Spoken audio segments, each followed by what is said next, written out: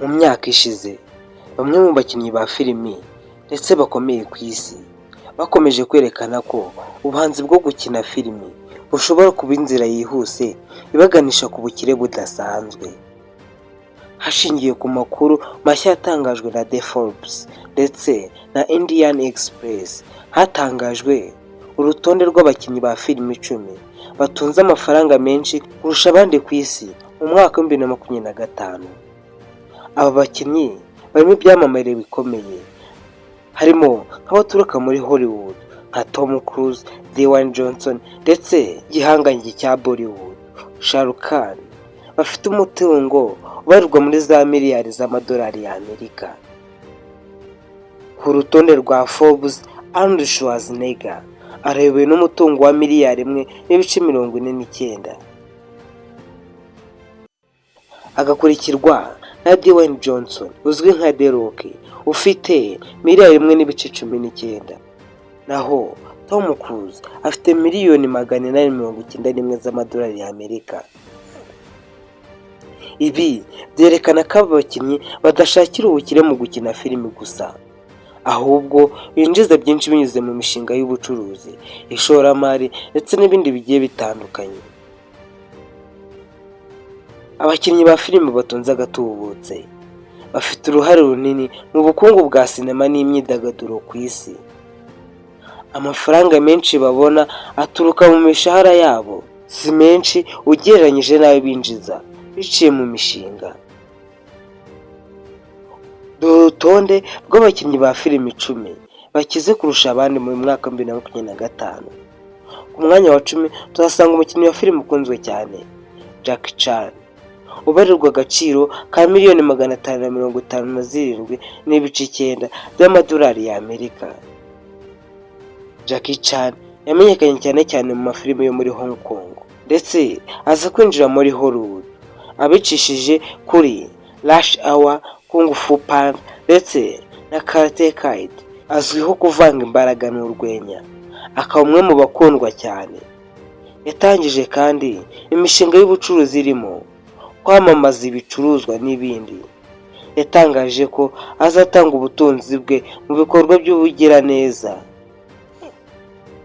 Ku mwanya wa 9 tuhasanga umukinnyi wa filimi w'umunyamerika Tom Hanks, abarirwa agaciro ka miliyoni 571.92 z'amadolari y'Amerika. Tom Hanks wagiye yegukana ibihembo bya Oscar mu mafilime nka Philadelphia ndetse no muri filime nka Forrest Gump. Afite ubutunzi bwinshi yakuye mu ishoramari ndetse n'imitungo itimukanwa agiye afite, aho yashoye hafi miliyari 125 z'amadolari y'Amerika. Ubu butunzi buruta kure ayo yakoreye mu gukina filime. Reka twikomereze ku mwanya wa 8. Ku mwanya wa 8 tuhasanga umukinnyi wa filime Jack Nicholson. Uyu umukinnyi wa filime mu gihugu cya USA, abarirwa agaciro ka miliyoni 590 z'amadolari y'Amerika. Jack Nicholson yamenyekanye cyane mu mafilime akomeye, ariko ubutunzi bwe bushingiye ku mashoramari yagiye akora. Yashoye miliyari zirenga 375 mu mitungo itimukanwa ndetse andashora mu buhanzi nk'ibishushanyo bihenze ndetse n'ibindi. Yungukiye cyane ku masezerano yajyanye n'abakoze filimi zitandukanye nka Batman yo mu mwaka wa 1989, aho iyi filimi yinjije miliyari zisaga 160 z'amadolari y'Amerika. Ku mwanya wa 7 tuhasanga umukinnyi wa filimi ukunzwe cyane Brad Pitt. Uyu ni umunyamerika ukunzwe cyane, abarirwa agaciro gasaga miliyoni 594.23 by'amadolari y'Amerika. Brad Pitt ahembwa amafaranga menshi, urugero miliyoni 45 azahabwa mbere yo gukina muri filimi ya Formula 1 izasohoka muri uyu mwaka. Yashinze kampani ya Plan B Entertainment itunganya filimi zatsindiye Oscar nka Departed, Moonlight ndetse na 22 Years Slave. Uyu akaba ari dusanga ku mwanya wa karindwi. Reka twikomereze ku mwanya wa gatandatu. Hari umukinnyi wa filime n'ubundi ukunzwe cyane wo muri Amerika, Robert De Niro. Abarirwa agaciro ka $735,000 y'amadolari y'Amerika. Usibye gukina filimi, De Niro yashinze urusobe rw'amaresitora ya Nobu, kandi afite n'ishoramari rikomeye mu mitungo itimukanwa. Ibi byose byamugejeje ku butunzi buruta kure ibiva mu gukina filime. Ku mwanya wa gatanu hari undi munyamerika, George Clooney. Akaba abarirwa agaciro ka $742.8 by'amadolari y'Amerika. Clooney yashinze ikirango cya Casamigos Tequila yagurishije hafi $1,000,000 mu mwaka wa 2017.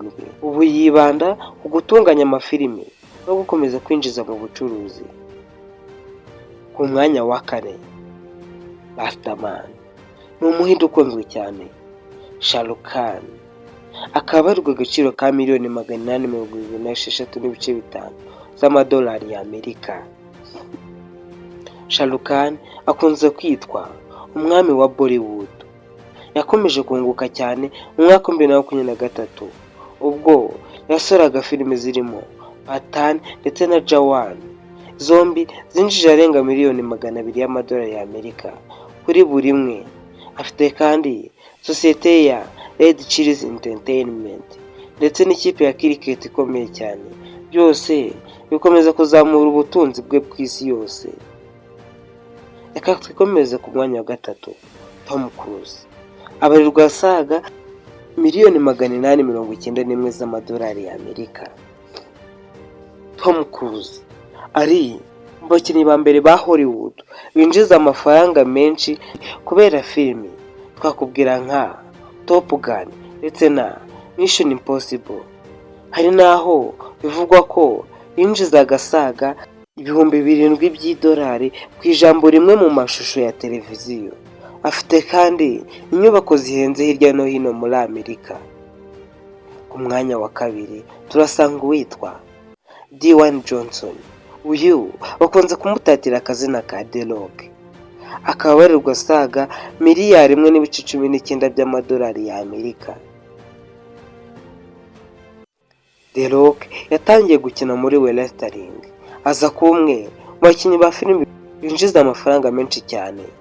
Afite imigabane 30% mu ruganda rwa Terramana Tequila rufite agaciro ka $2,000,000,000. Afite kandi indi mishinga myinshi y'ubucuruzi yatumye azamuka ku isi yose. Reka twikomereze ku mwanya wa mbere. Umwanya wa mbere, umuntu uri ushobora kuza gutungurwa. Uze kumbwira muri komenti niba wabikekaga. Ku mwanya wa mbere hariho umukinnyi wa filime ukunzwe cyane, Arnold Schwarzenegger. Uyu ni umunya Australia ariko ufite ubwenegihugu bw'Umunyamerika muri USA. Akaba abarirwa agaciro k'amafaranga angana na $1,049,000 by'amadolari y'Amerika.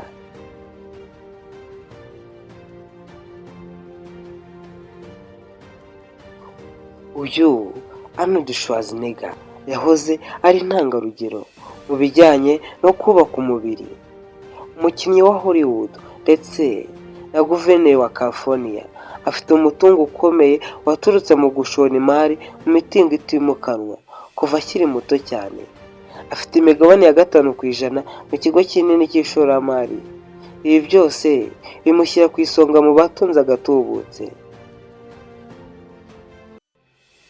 Urutonde rw'abakinnyi ba filime batunze amafaranga menshi ku isi rwerekana ko impano yo gukina filime ari intangiriro, ariko yo yonyine idahagije kugira ngo umuntu agere ku rwego rwo hejuru rw'ubukire.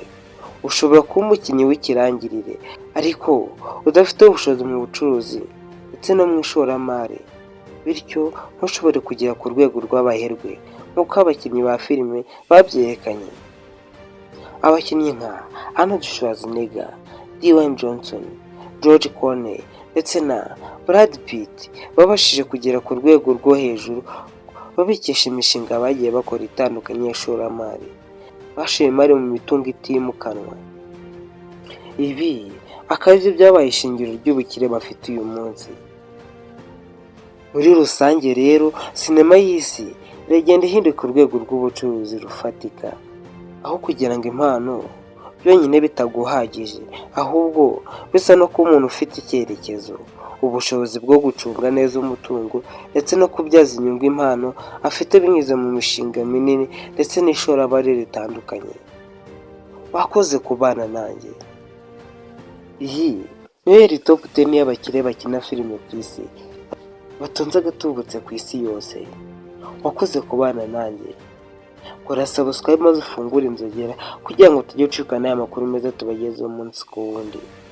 Yampamagara Gustave niko nitwa. Ciao ciao, hasta la vista.